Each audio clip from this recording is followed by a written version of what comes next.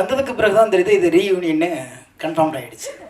நான் கூட பார்த்தேன் திரைத்துறையில் ஒவ்வொரு ஜாம்பவானும் ஒவ்வொரு திசையை நோக்கி ஓடிக்கிட்டே இருக்காங்களே, எந்தெந்த காலகட்டத்திலலாம் இவங்க தனக்கான ஆளுமையை நிரூபிச்சிருப்பாங்கன்னு நினச்சேன். அப்படி நினச்சி நான் வந்து பள்ளி பருவத்திலேயே நான் ரசிகர் மன்றம் வச்சது அண்ணன் மோகனுக்கு அவருக்கு தான். அதான் நான் சொல்லியிருக்கேன் நான். ஏன்னா இப்போலாம் அந்த எங்கள் ஊர் பக்கம் வரும்போது தஞ்சாவூர் அந்த கிராமங்களுக்கெல்லாம் படம் வரும்போது 2வது ரிலீஸில் தான் வரும். ஃபஸ்ட்டு ரிலீஸ்லாம் அப்போ கிடையாது இல்லைங்களா. அப்போ வந்து இந்த பாடு நல்லாவேன்னு ஒரு படம், மலையூர் வீசும் காத்தா ஒரு படத்துக்காக வேண்டி 9 நாள் தேட்டரில் ஓடுனுச்சு. இது ஒரு டூரிங் டாக்ஸியில் 9 நாள் அந்த படத்தை பார்த்தேன். அந்த அளவுக்கு வந்து பிரமிக்கக்கூடிய அந்த மனிதர்களை எல்லாம் பக்கத்தில் பார்க்குறமேன்னு நான் சினிமாவுக்கு வரும்போது ரொம்ப ஆசைப்பட்டேன். என்னென்னு கேட்டிங்கன்னா, எதை நோக்கி நம்மளுடைய பயணம் போய் கொண்டு இருக்கிறதோ அங்கே போய் சேர்ந்துரும். ஆனால் பயணம் சரியாக இருக்க வேண்டும் என்பதை திரைத்துறைக்கு வந்த பிறகு தான் நான் அதை கற்றுக்கொண்டேன். ஆனால் இந்த மேடையில் எனக்கு அண்ணன் சொன்னார், என் மண்ணுக்காரங்கிறதுக்காண்டி கூப்பிட்ருக்கேன் அப்படின்னாரு. யார் கண்ணன், அது உண்மை தான். 2வது இங்கே வந்ததுக்கு பிறகு சரி நிறைய வருவாங்கன்னு பார்த்தா எல்லாம் பார்த்தீங்கன்னா எல்லாம் ஒரே ஒரு ஸ்கூல், ஒரே ஒரு அறை, ஒரே ஒரு சாலையில் நடந்த மக்களை எல்லாம் ஒன்றாக கூப்பிட்டு ஒரு விழா நடக்கும்போது இது வந்து நான் வாழ்த்து அரங்கமாக பார்க்க முடியல, அனுபவங்களை சேகரிக்கிற ஒரு களமாக நான் பார்த்துட்ருக்குறேன். ஏன்னா ஒவ்வொருத்தரும் பேசும்போது ஒரு புத்தகம் மாதிரி இருக்குது. இவங்க கடந்து வந்த பாதைகள், அவர்களுக்கு வந்து ஒவ்வொரு அனுபவங்களை சொல்லுவது. ஏன்னா மனிதர்களுடைய அனுபவங்களை இன்னொரு மனிதர்களுக்கு கடத்துவது என்பது அபூர்வமாக இருக்கிறது இன்றைக்கு வந்த படைப்புகளில். அப்படி இவங்களுடைய அனுபவங்களை கேட்குற ஒரு மேடையாகத்தான் இதில் பார்த்துட்டு இருக்கிறேன். எந்த அளவுக்கு தன்னுடைய பழைய உறவுகளையும் நட்புகளையும் அவர் விடக்கூடாதுன்னா வந்து என்னை வந்து அண்ணன் செலீன் அவர்கள் அழைச்சிருக்காரு. தஞ்சாவூர்லேருந்து இதுக்குன்னு வந்திருக்காரு. அவர் தான் என்னை சென்னையில் கொண்டாந்து வைரமுத்திட்ட சேர்த்து விட்டவர். செவனியும் ஊரில் வாத்தியார் வேலை பார்த்துட்டு கம்ப்யூட்டர் இருந்திருப்பேன்னு நினைக்கிறேன். நான் கொண்டாந்து அமுச்சு விட்டேன். ஆனால் என்னன்னு கேட்டிங்கன்னா, அந்த மாதிரி எல்லா நண்பர்களையும் அவர் அழைத்து கொண்டு வந்து இங்கே வந்து சேர்ந்து ஒரு அறையில் சாப்பிட்டது, ஒரு ஸ்டுடியோவில் அவங்க ஷூட் பண்ணது பார்க்கலாம். எல்லா பேருமே பெரிய பெரிய ஜாம்பவான்கள். எனவே இது வந்து அனுபவம் சரிந்த ஒரு மேடையாக நான் பார்க்குறேன். அனுபவம் சரிந்தவர்களெல்லாம் கூடுவதற்கான ஒரு களம் அமைந்திருக்கிறது. ஐயா இயக்குனர் மகேந்திரன் அவர்களுடைய பேரில் ஆரம்பிக்கப்பட்ட இந்த அறக்கட்டளை மூலியமாக கூடுகிறார்கள். எனக்கு என்னவோ இந்த இன்ஸ்டியூட்டில் இந்த மாதிரி மாதம் ஒரு நிகழ்வு நடத்தி இவங்களுடைய அனுபவங்களை சொன்னாலே பின்னவர்கள் வருபவர்களுக்கு, இனிமேல் சினிமாவுக்குள் வருபவர்களுக்கு சினிமானா என்ன, உழைப்புனா என்ன, நேர்மைனா என்ன, படைப்புனா என்ன, எவ்வளவு தூரம் ஒரு ஒரு ஒரு வெற்றிக்காக கடக்க வேண்டியிருக்கிற இந்த அனுபவங்களே கூட அடுத்த தலைமுறைகளுக்கு கடத்தணும். அப்படிங்கம்னா இந்த மாதிரி ஒரு நிகழ்வை தொடர்ந்து இந்த இன்ஸ்டியூட்டில் நடத்துனீங்கன்னா என்னை போன்றவர்கள் எனக்கு பின்னால் வருபவர்களுக்கும் இது மிகப்பெரிய பாடமாக இருக்கும் என்ற நம்பிக்கை இருக்கிறது. எனவே வாழ்த்த வயது இல்லை, உங்களுடைய அத்தனை சுவடுகளோடும் பின்தொடர்ந்து நடக்கிறேன். நன்றி, வணக்கம். இல்லை அங்கே ஒரு மாதிரியா பார்க்குறேன்.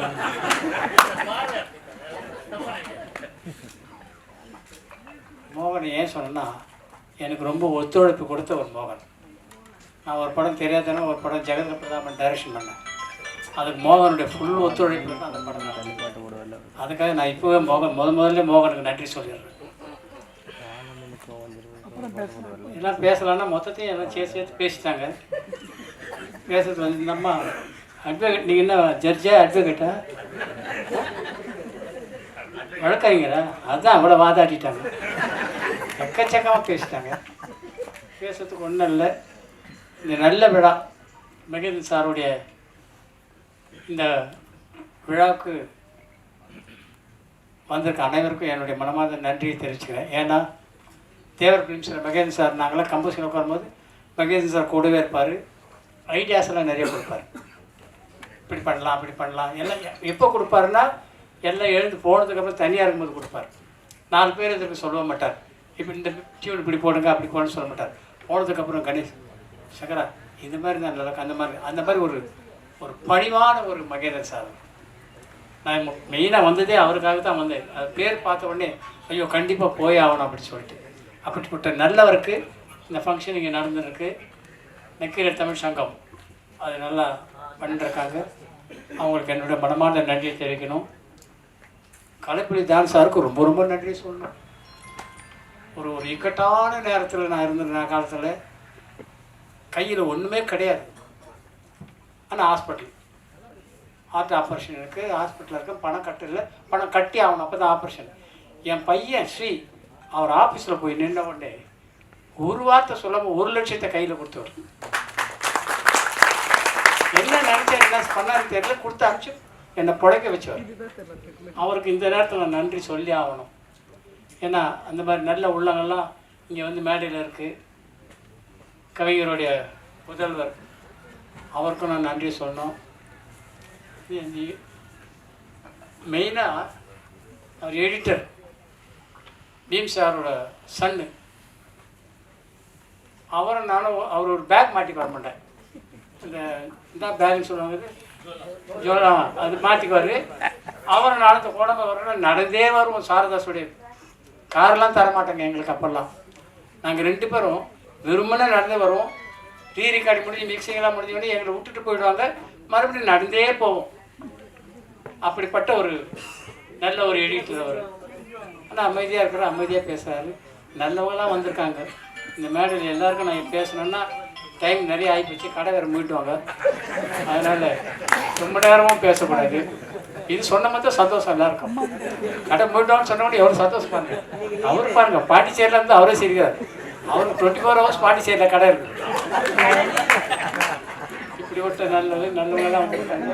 எல்லாருக்கும் என்னுடைய மனமார்ந்த நன்றி. இந்த ஃபங்க்ஷனுக்கு என்னை அழைச்சதுக்கு நன்றி செலுத்துக்கு. இதுக்கு மேலே பேச நல்லா நிறைய பேர் பேசணும் இருக்காங்க. அதனால் நன்றி, வணக்கம். அவர்களை பற்றிலாம் சொல்லணும்னா சொல்லிகிட்டே இருக்கலாம். நான் 3 நாளைக்கு முன்னாடி கோயம்புத்தூர் போயிருந்தேன். ஆக்சுவலாக அந்த கோயம்புத்தூரில் ஒரு ஃபங்க்ஷன்ஸில் அங்கே தான் சொந்தக்காரங்க வீட்டில் தான் இருந்தேன். திடீர்னு ஃபோன் வந்தது. யாருன்னா நம்ம கண்ணன் மகேந்திரன் சாருக்கு ஒரு ஃபங்க்ஷன்னு, மகேந்திரன் சார் பேரை வச்சு ஒரு இன்ஸ்டியூட் ஆரம்பிக்கிறேன்னு சொல்லி வச்சார். வரான்ட்டேன். வந்ததுக்கு காரணம் மாதா பிதா குரு தெய்வம். என்னுடைய குரு மகேந்திரன் சார். கை கொடுக்க இதே மாதிரி இந்த இன்ஸ்டியூட் அவர் பண்ண போகிறாரு. அதுக்கு என்னுடைய வாழ்த்துக்கள். அவருக்கு அந்த இன்ஸ்டியூட்டில் என்ன சப்போர்ட்டாக இருந்தாலும் நான் பண்ணுறேன். காரணம் மகேந்திரன் சாருடைய பேரை வச்சு இது பண்ணியிருக்காரு. கண்ணன் பிய சொல்கிறேன், உங்கள் இன்ஸ்டியூட்டில் ஏதாவது ஒரு கிளாஸ் எடுக்கணுன்னா சும்மா ஒரு ஸ்பெஷல் கெஸ்ட்டாக வந்து உங்களுக்காக, அந்த மாணவர்களுக்காக நான் எந்த ஒரு எக்ஸ்பெக்டேஷன் இல்லாமல் ஒரு ஃப்ரீயாக வந்து ஒரு கிளாஸ் எடுக்கிறேன். நன்றி, வணக்கம். யார் கண்ணன் வந்து முதல் புள்ளியார் சொல்லி போட்டது கலைப்புலின்ற ஒரு பேர் எழுதினார் 1984. அதுதான் யார். அவர் அன்னைக்கு எழுதின எழுத்து இன்றும் என்றும் அது நிலைத்து கொண்டிருக்கிறது.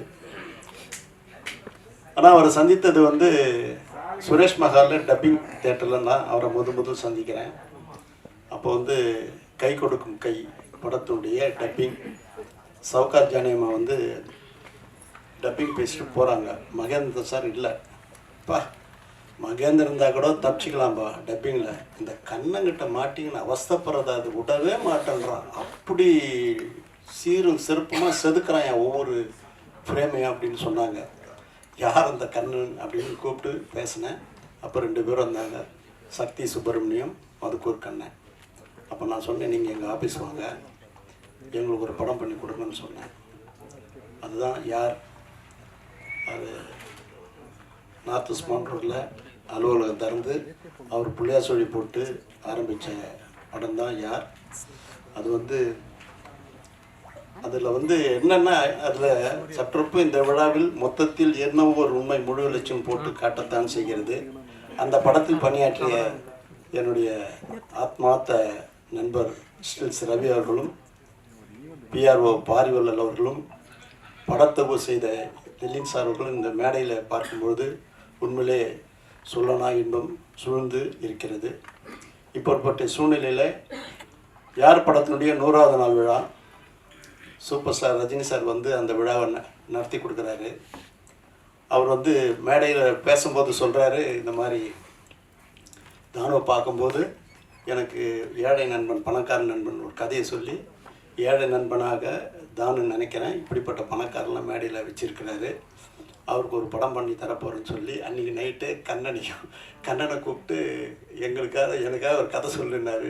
கண்ணை வேற ஒரு கதைக்கு போனார், அவர் கதையை விட்டுட்டார். அது ஒரு சின்ன வருத்தம் எனக்கு வாழ்நாளெலாம் அது வருத்தம் இருக்க தான் செய்யும். எப்படியாப்பட்ட ஒரு வாய்ப்பை மிஸ் பண்ணி கண்ணே கன்னியாகுமரியன் போனாருன்றது ஒரு அதாவது அவருடைய கவித்துவமான ஒரு கலைஞன்.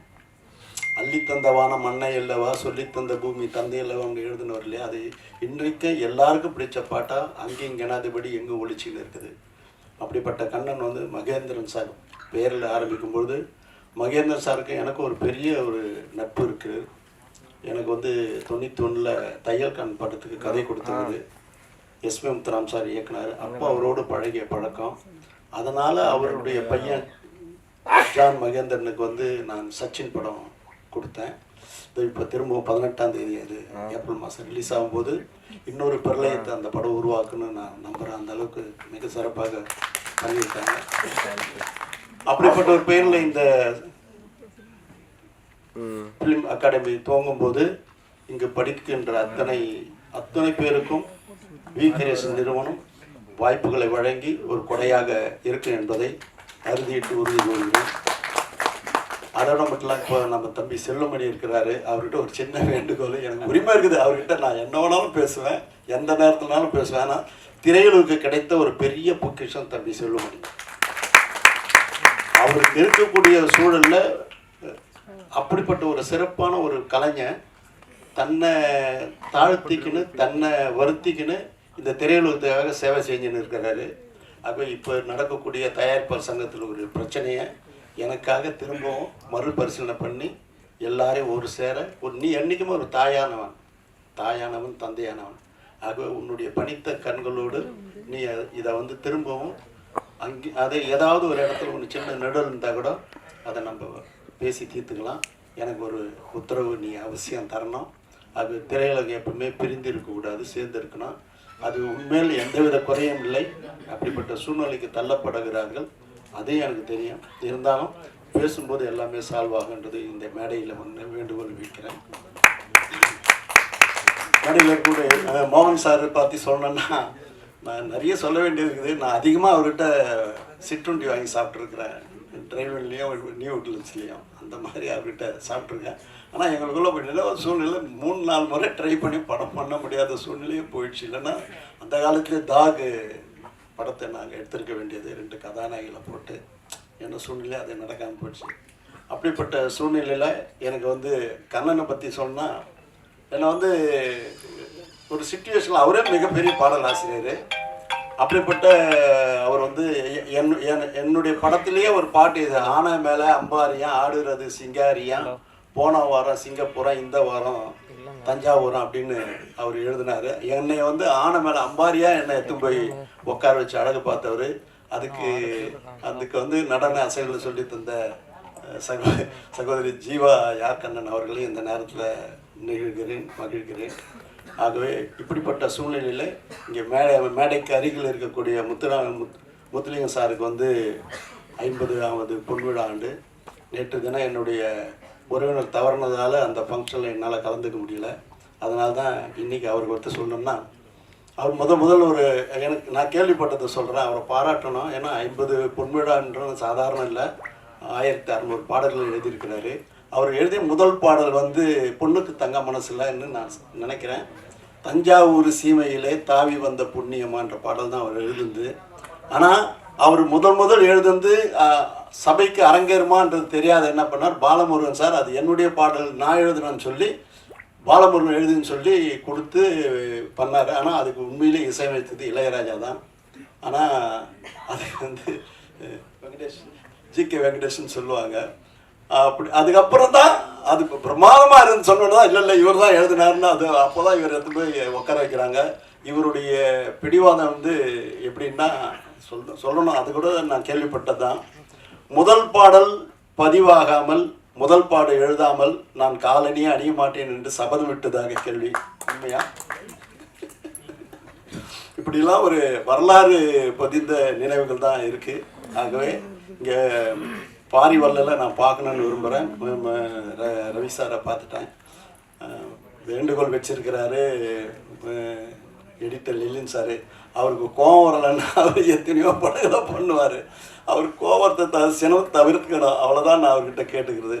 மேடையில் இருக்கிற அத்தனை கலைஞர்களையும் நான் சிறப்பு கூறுறேன். நீதித்துறை சார்ந்தவங்களாம் இருக்காங்க.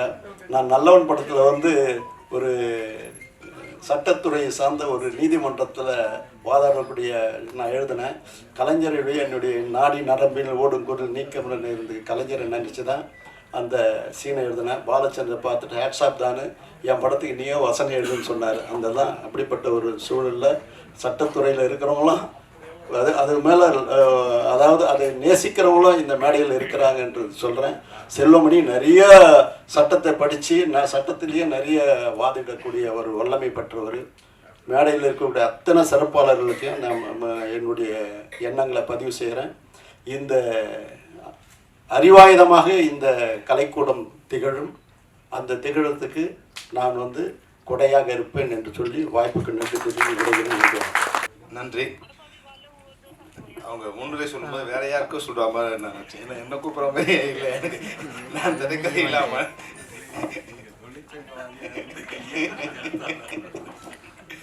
நன்றி நன்றி. இந்த விழா மிக மிக ஒரு முக்கியமான விழா. ஏன்னா தமிழ் சினிமாவில் 100 ஆண்டுகளை கடந்து கூட ஒரு 5-6 பேர் இயக்குநர்கள் பேர் நினைவில் இருக்குன்னா அதில் மகேந்திரன் முதன்மையானவராக இருப்பார். பல்வேறு இன்னும் 5-6 பேர் இருக்காங்க. ஆனால் 100 ஆண்டுகளை கடத்தும். நம்ம எவ்வளோ படம் பண்ணுறோங்கிறது முக்கியம் இல்லை, என்ன மாதிரியான படம் பண்ணுறோங்கிறது தான் ரொம்ப முக்கியம். அதை விட இன்னொரு அதிர்ஷ்டம் என்னன்னா, அப்பன் பேரை கெடுக்காத பிள்ளைங்க பிறக்கணும், குரு பேரை கெடுக்காத சிஷியும் கிடைக்கணும். மறைந்த பிறகு கூட இன்னைக்கு ஏதாவது அவங்க டாப்ல இருக்கும்போது சொல்லிப்பாங்க, நான் மகேந்திரன் அசிஸ்டன்ட், நான் பாரதிராஜா அசிஸ்டன்ட்.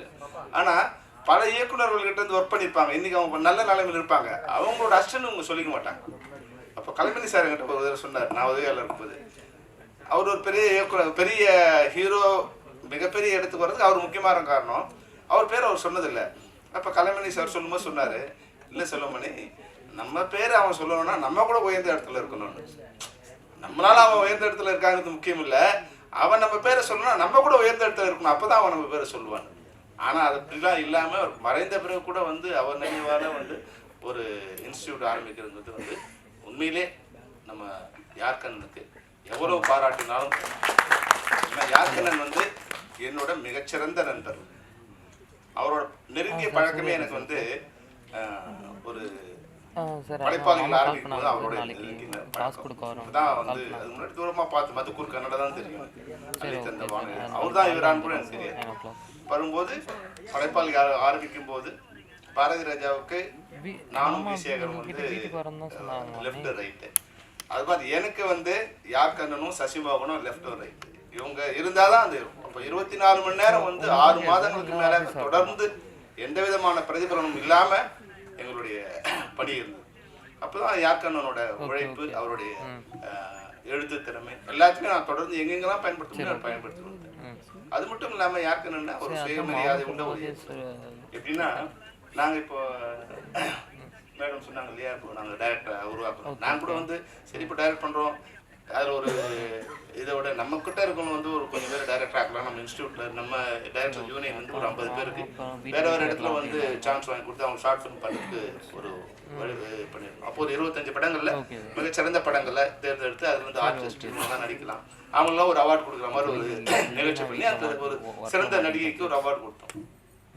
அந்த அவார்டு வாங்க வரும்போது தான் எனக்கு அது யார்கண்ணனோட மகள்னே தெரியும். அது வரைக்கும் யார்கண்ணனோட பழகினா கூட இது என்னோட மகள்னு அவர் சொன்னதே இல்லை.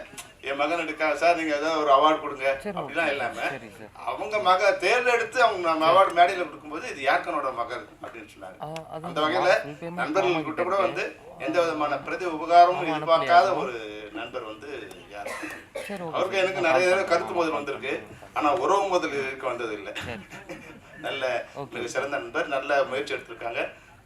இதெல்லாம் விட சிறந்த இது குட்டி பத்மினி சொன்னதான் மிகச்சிறந்த விஷயம் கண்ணன். ஏன்னா குட்டி பத்மினி உண்மையாகவே இன்டர்நேஷனல் லெவலில் யாரையும் தொடர்பு கொள்ளக்கூடிய மிகச்சிறந்த ஒரு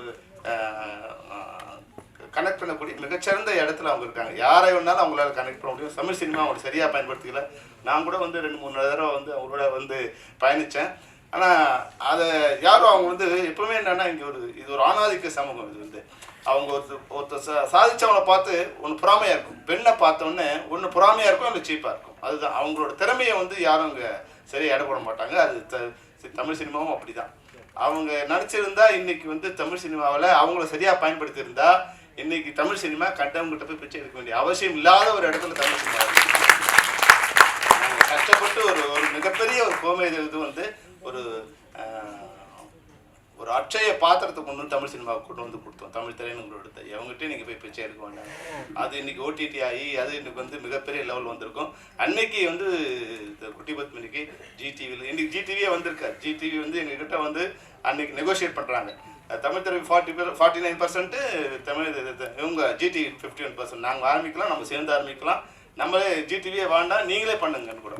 ஆனால் அன்னைக்கு இருந்தவங்களுக்கு அதனோட வேல்யூ தெரியல, எங்களோட வேல்யூ தெரியல, எதிர்காலத்தோட வேல்யூ தெரியல. இன்னைக்கு வந்து எங்கேயும் போய் கை கட்டி நிற்க வேண்டிய இடத்துல தமிழ் சினிமா இருக்குது. அந்த வகையில் வந்து குட்டி பத்மினி சொல்லியிருக்காங்க. நிச்சயமாமா நீங்கள் வந்து உங்களுடைய இது வந்து கண்ணனுக்கு கொடுங்க. அந்த சர்டிஃபிகேட்டுங்கிறது ரொம்ப முக்கியமான, வேலிடேஷனுங்கிறது ரொம்ப முக்கியமான விஷயம். அது யார் வேலிடேட் பண்ணுறாங்கிறத வச்சு தான் அந்த ஸ்டூடெண்ட் வெளியே போய் சொல்லிக்க முடியும். அந்த வகையில் கஷ்டப்படாமல் உங்கள்கிட்ட வந்து இன்றைக்கி ஒரு மிகப்பெரிய லக் அடிச்சிருக்கு இன்னைக்கு மேடையில். அந்த வகையில் குட்டி பத்மினிக்கு நன்றி. அவங்க சொன்ன விஷயத்தை கூட நாங்கள் ட்ரை பண்ணுறோமா. அந்த அவார்டு உண்மையாகவே வந்து தமிழ் சினிமாவிலேருந்து மிகச்சிறந்த இயக்குனர், இந்தியாவில் இருக்க மிகச்சிறந்த இயக்குநர்களை தேர்ந்தெடுத்து அவங்கள ஒரு அவார்டு கொடுக்குறது இது வந்து நிச்சயமாக நாங்கள் முயற்சி பண்ணுறோம். நீங்கள் கூட இருந்து நீங்கள் ஹெல்ப் பண்ணுங்கள். அந்த வகையில் இந்த நிகழ்ச்சியில் கலந்து ரொம்ப நன்றி. இருந்தாலும் தானு சார் சொன்னதான் நான் தானு சார் இருக்க சொன்னேன். அதாவது சார், நான் வந்து எனக்கு இப்போ 60 வயசு ஆகிடுச்சு. இந்த 60 வருஷத்தில் நான் மிகவும் வேதனை அடைந்த சமயம் நேற்று மிகவும் என்னோட மனவேதனை அவ்வளோ வேதனை. ஏன்னா என்னுடைய தாய் தந்தையை என் கூட பிறந்தவங்களை வந்து எதிர்த்து நான் நிற்கும்போது என்ன மாதிரியான ஒரு மன கஷ்டத்தில் இருந்தனோ அந்த மன கஷ்டத்தில் தான் நான் இருந்தேன். என்னை விட தமிழ் திரைப்பட தயாரிப்பாளர் சங்கத்துக்கு நன்மை செய்த வர யாருமே இருக்க முடியாது. வேறு யாரும் எந்த தயாரிப்பாளர் இருக்க முடியாது, எந்த நிர்வாகி இருக்க முடியாது, இன்னைக்கு இருக்கிற நிர்வாகி இருக்க முடியாது, இதுக்கு இருந்த நிர்வாகி இருக்க முடியாது. அவ்வளோ மிகச்சிறந்த நன்மைகளை நான் பண்ணேன். நான் அவங்களுக்கு சொன்னேன், நான் ஒரு வாளாக இருக்கேன். இந்த தமிழ் சினிமா இப்போலாம் மிக சிரமமான இடத்துக்கு எங்களை பயன்படுத்திங்க. உங்களுக்கு யாரெல்லாம் எதிரியோ அவர்கள் எதிர்ப்பதற்கு எங்களை பயன்படுத்திங்க அப்படின்னு நான் சொன்னேன். அவங்க காலடியில் போய் உட்காந்துருந்தாங்க. அவங்களுக்கு எந்த யூகோவும் இல்லாமல் அவங்க அழைத்த போதெல்லாம் நாங்கள் அவங்க போய் அந்த மேடை அவங்ககிட்ட போய் உட்காந்துருக்கோம். நாங்கள் போய் உட்காந்து பல நாட்கள் அவங்க யாரும் இல்லாமல் திரும்பி வந்திருக்கோம். பல மணி நேரம் காத்திருந்திருக்கோம். அதை பற்றி எனக்கு எந்த கவலையுமே இல்லை. என்னை பொறுத்த வரைக்கும் தமிழ் சினிமா வந்து ஒரு சரியான திசையில் நோக்கி போடணும். அதுக்கு தமிழ் திரைப்பட தயாரிப்பாளர் சரியாக இருந்தால் தான் நல்லா இருக்கும்னு நான் நினச்சேன். ஆனால் அவங்களுடைய புரிதலின்மை அதுக்கு மேலே நான் ஒன்றும் பண்ண முடியாது. ஒன்றா நான் நீங்கள் சொன்னதுக்கு நிச்சயமாக நான் ஒத்துழைக்கிறேன். நீங்கள் அவங்க மேடையில் எல்லா தயாரிப்பாளரும் கூப்பிடுங்க, நான் வரேன். நான் ஏதாவது தவறு பண்ணியிருந்தேன்னு சொன்னீங்கன்னா அந்த தவறை அந்த கடமை நான் திருத்திக்கிறேன். இது தவறு நீங்கள் சொன்னீங்கன்னா, நீங்கள் பண்ண தவறுன்னு சொன்னீங்கன்னா நான் திருத்திக்கிறேன். உங்களோட பிரச்சனையை அது நீங்கள் பார்த்துக்கணும். திரைப்பட தயாரிப்பாளர்கள் 2 இருக்கீங்கன்னா அவங்க நீங்கள் ஒன்றா சேர்க்கறதே நீங்கள் பார்த்துக்கணும். நீங்கள் இவங்கள ஒர்க் பண்ணக்கூடாது, இவங்களோட ஒர்க் பண்ணக்கூடாது, அந்த பிரச்சனைக்கு எங்களால் பண்ண முடியாது. ஏற்கனவே எங்களுக்கு நிறைய கெட்ட பேர் இருக்குது, ஃபிப்சிக்கு நிறைய கெட்ட பேர் இருக்குது. அதை நிறுத்துறோம், இதை நிறுத்துறோம்னு. அப்போது நாங்கள் எங்களை அடியாளாக பயன்படுத்துகிற வேலையை விட்டுட்டு எங்களை ஒரு போராளியாக பயன்படுத்தி நீ தமிழ் சினிமா எந்த நிலையில் இருக்குது, அதை எதிர்கொள்ளக்கூடிய இடத்துல தயாரிப்பாளர் இருக்காங்களா? நீங்கள் நல்லா யோசிச்சு பாருங்கள். இன்றைக்கி நாங்கள் வந்து போராடி பல விஷயங்களை இன்னைக்கு கொடுத்துருக்கோம். அதில் சைன் பண்ண கூட அவங்களுக்கு வந்து மனசு இல்லை. என்ன ஒரு இயக்குனர் இன்னைக்கு மேடையில் இருக்கார் பேரரசு, நீங்கள் கேட்டு பாருங்க. அந்த ஒப்பந்தத்தை வாங்குவதற்கு எவ்வளவு நாட்கள் அங்கே அவங்களோட சண்டை போட்டு உங்களுக்கு தெரிஞ்சிருக்காரு. ஒரு இயக்குனர் ஒரு படத்தை ஆரம்பிப்பதுக்கு முன்னாடி எவ்வளோ நாள் ஷூட்டிங் இருக்குது, என்ன பட்ஜெட்டில் படம் எடுக்க போகிறாரு, எத்தனை நாள் அவர் எடுக்க போகிறாரு, எங்கே எடுக்க போகிறாரு, அது என்ன ஆர்டிஸ்ட் வேணும், என்ன கலைப்பொருட்கள் வேணும், எல்லா டீட்டெயிலும் கொடுத்து அந்த நாட்களுக்குள் அவர் படத்தை முடிக்க வேண்டும். அவர் கேட்ட அனைத்தையும் தயாரிப்பாளர் செய்து கொடுத்திருந்தால் அந்த நாட்களுக்குள் அந்த பட்ஜெட்டுக்குள் படத்தை முடிக்கவில்லை என்றால் இயக்குனர் சம்பளத்திலிருந்து கூட பிடித்துக் கொள்ளலாம்ங்கிற அக்ரிமெண்ட்ல நான் கைது போட்டு கொடுத்துருக்கோம் சார். இந்த நூற்றாண்டு தமிழ் சினிமாவில் இது நடந்திருக்குமா?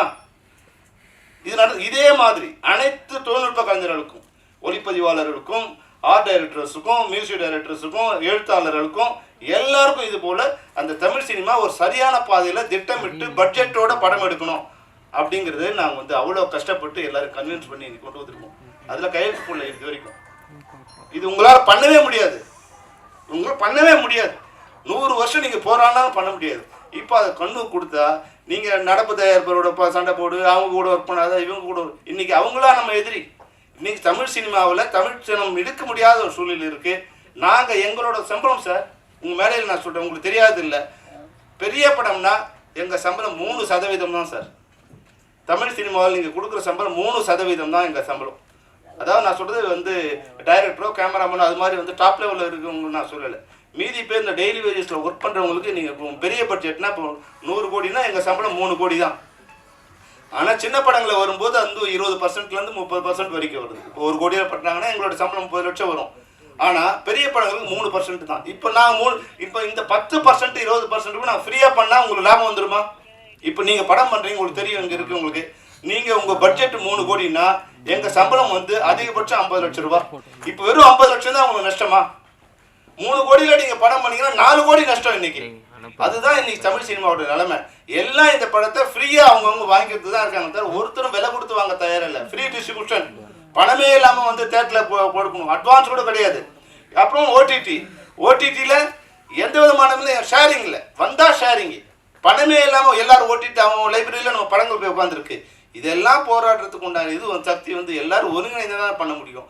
இதையெல்லாம் இல்லாமல் விட்டுட்டு என்னோட சண்டை போடுறதுல என்ன நியாயம் இருக்குது? என்னோடங்கிறது ஃபெஃப்சியோட சண்டை போடுறது எந்த நியாயம் இல்லை. எங்களால் முடிந்த அனைத்து உதவிகளையும் அனைத்து விஷயங்களையும் அவங்க கேட்காமலே நான் பண்ணி கொடுத்துருந்துருக்கேன். இப்போவும் நான் பண்ணதா, எனக்கு அவங்களோட எந்த விதமான ஈகோவும் இல்லை. எனக்கு தமிழ் சினிமா நல்லா இருக்கும். இன்றைக்கும் நான் கவுன்சிலர் மெம்பர், சேம்பரில் நான் மெம்பர் இல்லை சார். சேம்பருக்கும் கவுன்சிலுக்கும் சண்டை வந்தவங்கனால நான் சேம்பர்லேருந்து ரிசைன் பண்ணிட்டு வந்துட்டேன் சார். நான் சேம்பரில் மெம்பர் இல்லை. நான் இன்றைக்கும் நடப்பு தயாரிப்பு சங்கத்தில் மெம்பர் இல்லை, ஒன்லி கவுன்சிலில் தான் மெம்பர் நான். ஏன்னா இது வந்து என் மேலே குற்றச்சாட்டு. அவங்க நிர்வாகிகளுக்குள்ளே வந்து ஒரு புரிதல் இல்லாமல் இருக்குது. நீங்கள் உங்களை மாதிரி சீனியர்ஸ் அங்கே வர்றதில்லை, அதுதான் இப்போ பிரச்சனை. அங்கே அவங்க வந்து சின்ன சின்ன பிரச்சனை அவங்களுக்கு நிர்வாகிகள் இருக்குது, மேடம் இருக்காங்க, அவங்களுக்கு கூட என் மேலே ஒரு கோபம் இருக்கும். அவங்களுக்கு தெரியாது பாவம், இவங்களுக்கு தெரியாத விஷயங்கள் அங்கே நடந்துகிட்டு இருக்கு. இதை சரி பண்ணி உங்களை மாதிரி இருக்க சீனியர்ஸ் இங்கே வந்து உட்காருங்க. இல்லை நான் பேசுகிறது தவறாக இருந்தால் மேடத்துக்கு கூட சொல்கிறேன், உங்கள் ஈசியில் கூப்பிடுங்க, இல்லை ஜெனரல் போர்டில் கூப்பிடுங்க. நாங்கள் என்ன தவறு செய்தோம்? ஒரே விஷயம் இப்போ எங்களால் பண்ண முடியாது. என்னன்னா ஃபெஃப்சியாக இருக்கும்போது ஒரு குறிப்பிட்ட பிரிவுக்கு நீங்கள் ஒர்க் பண்ணாதீங்கன்னு சொல்லும்போது எங்களால் பண்ண முடியல. 300 ப்ரொடியூசர்ஸ் இருக்கும்போது 300 ப்ரொடியூசர் நீங்கள் ஒர்க் பண்ணக்கூடாதுன்னு சொன்னீங்கன்னா அது இப்போ நடக்காது. அப்புறம் வந்து ஆர்டிஸ்ட் மேலே நீங்கள் வந்து ஒத்துழையாமை பண்ணும்போது அது ஒரு தடவை என்ன பண்ணலாம், தொடர்ந்து பண்ணும்போது எல்லா ஆர்டிஸ்டோடும் எங்களுக்கு தகராறு வருது, எல்லாருக்கிட்டும் எங்களுக்கு கெட்ட பேர் வருது. அப்புறம் நாங்கள் யார்கிட்ட போய் ஒர்க் பண்ண முடியும்? அப்போ நீங்கள் உங்கள் ப்ரொடியூசர்ஸ் மெம்பரை நீங்கள் கூப்பிட்டு அதை பண்ணியிருந்தீங்கன்னா இந்த பிரச்சனையே இல்லை. இது வேணால் நான் எப்போ கூப்பிட்டாலும் தானு சார் சொன்னார் மேடையில். நான் கூட எனக்கு மேடம் சொன்னதுலேருந்து ரொம்ப மன வருத்தம் என்னன்னா, மற்றவங்களாம் சினிமாவை காயப்படுத்துகிறாங்க, நம்ம இதை பற்றி பேசவே கூடாதுன்னு நான் வந்து 6 மாதம் இது வரைக்கும் பேசவே இல்லை சார். சரி என்ன திட்டாலும் பரவாயில்ல. ஆனால் அது திட்டத்தை அவங்க என்ன பண்ணுறாங்க, ஒரு அளவுக்கு நான் பேசாமல் நம்மளோட மௌனம் அவங்களோட குற்றச்சாட்டு வந்து நான் சம்மதம் தெரிவித்த மாதிரி ஆகிடுது. அதனால தான் நான் வந்து நேற்று வந்து என்ன ப்ரெஸ் மீட்டில் என்ன நடந்ததுன்னு சொல்ல வேண்டிய ஒரு கட்டாயத்துக்கு நாங்கள் உள்ளாக்கு. இது வரைக்கும் வந்து மிக கேவலமாக ப்ரொடியூசர் கவுன்சில் லெட்டரில் இருந்தே கூட என்ன பொய்யான குற்றச்சாட்டுகளை விமர்சிச்சு அரசுக்கும் எனக்கும் வந்து ஒரு பிளவு ஏற்படுத்த முயற்சி என்னென்னவோ அவங்க பண்ணுற அவங்க தரத்துக்கு இறங்கி எல்லாமே பண்ணாங்க. அதனால அதையெல்லாம் கூட நான் இது பண்ணல. இப்போ நாங்கள் ஏதோ ஒரு முயற்சி போட்டுருவோம். எங்களுடைய தொழிலாளர்களுக்கு அவன் வந்து கூலியாக இல்லாமல் அவன் வந்து ஒரு தொழிலாளராக மாறணுங்கிற ஒரு முயற்சிக்கு நாங்கள் ஏதோ பண்ணும்போது அதுக்குள்ளே வந்து அதில் ஏதோ ஒரு மிஸ்டேக் இருக்க மாதிரி வந்து பண்ணி அது என்னுடைய இமேஜை இல்லை என்னுடைய சுயமரியாதையை இல்லை என்னோட ஒழுக்கத்தை அது குறைக்கவோ அதுக்கு சீர்கேடு நினைக்கும்போது தான் நான் பதில் சொல்ல வேண்டிய அவசியம் இருக்குது. நான் வந்து ஒன்று மட்டும் என்னால் சொல்ல முடியும் சார், நான் பணம் இல்லாமல் இருக்கலாம், இன்னைக்கு படம் இருக்கலாம், ஆனால் சுய ஒழுக்கத்தில் என்னை விட எவனும் இங்கே வந்து உயர்ந்தவன். என் சுய ஒழுக்கம் அவ்வளோ சுத்தமானது, அவ்வளோ நியாயமானது என் சுய ஒழுக்கம். அதனால என் சுய ஒழுக்கத்திலையோ என்னுடைய கேரக்டரையோ அசார்ட் பண்ணும்போது அதை எல்லாத்தையும் விட எனக்கு அதுதான் பெருசு. என் பதவி, என் உயிர், என் சினிமா, என் குடும்பம் எல்லாத்தையும் விட என்னுடைய சுயமரியாதை எனக்கு பெருசு.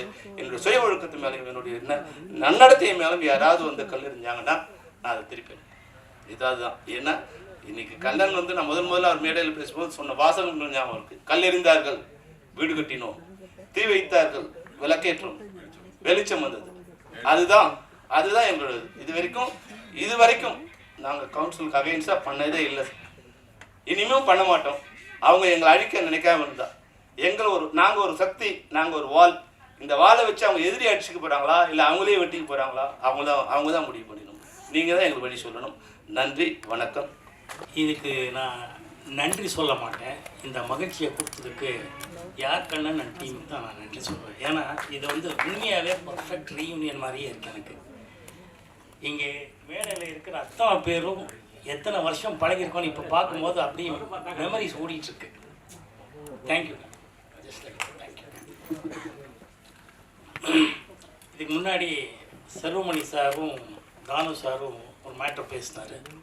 அது கம்பீரமான விஷயங்கிறதுனால அதை பற்றி ஒரு நிமிஷம் பேசுகிறேன். இப்போது செல்வமணி சார் சொன்ன விஷயம் என்னன்னா, இந்த டைரக்டரோட லெட்டருங்கிறது மலையாளம் படம் ப்ரொடியூஸ் பண்ண எனக்கு தெரியும், அங்கே யூனியனில் இருக்குது சார். நான் இங்கே எத்தனையோ தடவை தயாரிப்பாளர் சங்கத்தையும் ஃபிலிம் சேம்பரில் சொல்லியிருக்கேன், இது கேட்கவே இல்லை. டைரக்டர் கிட்ட ஃபஸ்ட்டு ஓகே பண்ணுறதுக்கு முன்னாடி இத்தனை நாள் ஷூட் பண்ணுறோம், இவங்க ஆர்டிஸ்ட்டு இந்த பட்ஜெட்டுங்கிறது லெட்டர் கொடுத்தா தான் மலையாளம் கேரளா அசோசியேஷனில் கையெழுத்து போடுவாங்க. நான் படம் ப்ரொடியூஸ் பண்ணுவேன், பிருத்திவிராஜ் ஹீரோவை வச்சு படம் பண்ணிட்டேன், எனக்கு நல்லா தெரியும். அதை வந்து முதல்ல சொன்னேன். நிறைய விஷயங்கள் இருக்குது, எல்லாம் அறிஞ்சவர் அவங்க பேசிக்கிட்டோம். பட் இது உண்மை, இது கரெக்டாக இந்த மாதிரி பேசிக்கிட்டால் சினிமா நல்லா இருக்கும். சினிமா நல்லா இல்லாததுக்கு காரணம் நம்ம தான், சினிமா இல்லை, அது உண்மை. எனவே நன்றி. மகேந்திரன் சார் பற்றி சொல்லணும்னா, நெஞ்சத்தை கீழாது எங்கள் எல்லாருடைய நெஞ்சத்தை கீழினவர் மகேந்திரன் சார். பிரமாதமான இயக்குனர், எக்ஸ்ட்ரானரி எழுத்து ஆளுமை இருக்கிறவர். அவர் ஏன் அவ்வளோ ஸ்பெஷல், அவரை எழுத்து பற்றியும் படத்தை பற்றி பேசுகிறோம்னா, எந்த விதமான சப்ஜெக்டாக இருந்தாலும் பொதுவாக டைரக்டர்ஸ் பார்த்திங்கன்னா ஒரு கைண்ட் ஆஃப் ஃபிலிம்ஸ்லேயே ஸ்பெஷலைஸ்டாக இருப்பாங்க, ரைட்டர்ஸாக இருப்பாங்க. ஆனால் மகேந்திரன் சார் பொறுத்தவரை ஒரு நான் மூவருங்கிற ஒரு படமாகட்டும், மோகம் 30 வருஷமாகட்டும், தங்கப்பதக்கமாகட்டும், உதிரிப்பூக்கள் ஆகட்டும், பூட்டாத பூட்டுக்கள் ஆகட்டும், ஜானி ஆகட்டும், இந்த மாதிரி எத்தனையோ படங்கள் சொல்லலாம். பிளாக் அண்ட் ஒயிட் சினிமா ஆகட்டும், இதாகட்டும், அவர் வந்து ஒரு எந்த மாதிரி கதையாக இருந்தாலும் அதுக்கு அப்படி ஜீவன் கொடுத்துட்டு இருந்தார். அதுக்கெல்லாம் சாந்தகமாக இருந்து தான் நமக்கு உதிரி பூக்கள் மாதிரி ஒரு மிகப்பெரிய காவியத்தை கொடுத்தவர். It's ever lasting cult film in Indian screen. அந்த மாதிரி ஒரு நல்ல படம் வர்றதுக்கு ரொம்ப ரொம்ப ரொம்ப ரேரஸ்ட் ஆஃப் ரேட். நான் நல்ல டைரக்டரோட ஒர்க் பண்ணியிருக்கேன், பட் இருந்தாலும் சொல்கிறேன். அவரோட கேரக்டரேஷன் தான், அவரோட அந்த ஆளுமை எங்கே வருதுன்னா அவரோட ஹீரோவோட கேரக்டரேஷன் எழுதுறது தான் இருக்கும். உதாரணத்துக்கு பார்த்தீங்கன்னா உதிரிப்பூக்களில் விஜயன் சாரோட கேரக்டரேஷன் ஆகட்டும், அஸ்வினி அம்மா கேரக்டரேஷன் ஆகட்டும், பூட்டாதா பூட்டுக்கள் ஜெயந்தி அவர்கள் கேரக்டரேஷன் ஆகட்டும், ஏன் ஜானி படத்தில் பார்த்தீங்க ரஜினி சாரோட அவரை வந்து எவ்வளோ வித்தியாசமாக காட்டிருப்பாருங்கிறது ஜானி படம் பார்த்தவங்களுக்கு உங்கள் எல்லாருக்கும் தெரியும். ஒவ்வொரு விஷயத்துலேயும் அவர் அந்த கேரக்டரேஷன் வச்சே சீன்ஸ் எழுதுறதாகட்டும், அதை வந்து நெஞ்சை தொடுற மாதிரி சிம்பிளாக ரொம்ப யோசனை பண்ணி ரொம்ப சிம்பிளாக எழுதி அது வந்து நெஞ்சை தொடுற மாதிரி செய்யக்கூடிய ஒரே டைரக்டர் அவர். அவரை பற்றி பேசுகிறதுல எங்களுக்கு எல்லாம் பெருமையாக இருக்குது, கொஞ்சம் கௌரவமாக இருக்குது. ஏன்னா I blessed one. Balu Mahendra sir மூலமாக அறிமுகமான நானும் மகேந்திரன் சார் ஆகட்டும், பாபு சார் ஆகட்டும், இந்த மாதிரி மிகப்பெரிய சங்கீதம் ஸ்ரீனிவாசராவ் டைரக்டர்கிட்ட மாதிரி இந்த மாதிரி மிகப்பெரிய டைரக்டர்கிட்ட ஒர்க் பண்ணுறதுக்கு எனக்கு ஒரு வாய்ப்பு கொடுத்தது இறைவனுக்கு நான் நன்றி சொல்ல கடமைப்பட்டிருக்கேன். ஒவ்வொரு காலகட்டத்திலையும் ஒவ்வொரு படங்கள் ஒவ்வொரு விதமாக வரும். ஆனால் இவர் 60ஸ்லேருந்து 80s 90s வரைக்கும் பார்த்தீங்கன்னா இவரோட படத்தில் அந்த தரத்தை அப்படியே உயர்த்தி போயிருக்கிறார். ஒரு மேக்கிங் ஸ்டைல் ஆகட்டும், அவர் முதல் பண்ண படங்களுக்காகட்டும், இந்த படங்கள் தங்க பதக்கம் ஸ்டைலுக்கும் உதிரிப்பூக்கள் ஸ்டைலுக்கு பார்த்தீங்கன்னா தாறுமாறாக இருக்கும். அது சம்பந்தமே இல்லை. ரிஷி மூலம் பாருங்கள், ஒரு பூட்டாத பூட்டுக்கள் பாருங்கள், எல்லாம் ஆல்மோஸ்ட் ஒரே காலகட்டங்களில் வந்த படங்கள் தான். அப்படி ஒரு ரைட்டர் எந்த மாதிரி கதை யாருக்கு வேணுன்றதோ அப்படி வச்சு ஒரு மாஸ்டர் ஷெஃப் மாதிரி என்ன வேணாலும் ஒரு சிபி எதை வேணாலும் கொடுக்க தயாராக இருந்தால் ஒரு மிகப்பெரிய டைரக்டர். அவரை பற்றி இன்னும் நிறைய சொல்லணும். இங்கே நிறைய பேர் இவங்களை பற்றி நிறைய சொல்ல வேண்டியது இருக்குது. பட் டைமை கருதி சொல்லணும். எப்படியாவது கூட்டிகிட்டு வாடா, பார்க்கணுன்னு ஆசைப்படுறேன்னு. ஏன்னா அவருக்கு கிடைக்க மாட்டார். எப்படி ஒரு பாசிட்டிவாக சொல்லக்கூடிய மாமனிதன் அவர்னா, ஒரு காலகட்டத்தில் எனக்கு பணமே இல்லை, படம் பண்ணுறதை பற்றி பேசிட்டு இருந்தேன். ஏஎம் ஸ்டூடியோவில் சாரை பார்த்தோம். அப்படியே அந்த எடிட்டிங், அந்த எல்லாருக்கும் தெரியும் எடிட்டிங் ரூம்ஸ்.